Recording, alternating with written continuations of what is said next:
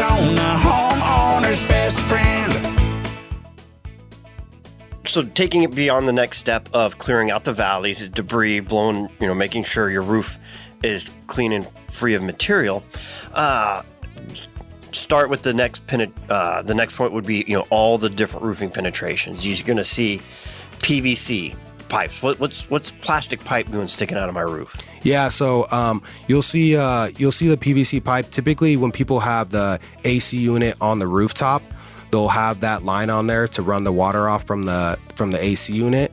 And then I let people also know too, it's not just like, we talked about the debris in the valley, we talked about that, but also it's, if you have a shingle roof and the shingle is missing, like, don't let that just sit there year after year, because that shingle is what's going to help shed the water. So we need to make sure if you have a missing shingle, we're back up there and we're replacing that. Even if you have a tile that has been blown off or a tile that's broken, we need to stay on top of that. Let us go there and replace that tile.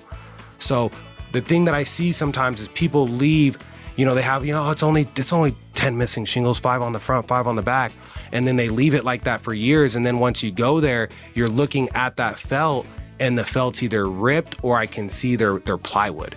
I can see their decking. So it's staying on top. Like I said, a car, if you get a flat tire, you're not gonna just keep driving the vehicle with a flat tire. You're gonna go there and fix it. Or if you need an oil change, you're gonna get the oil change or you're gonna damage the motor.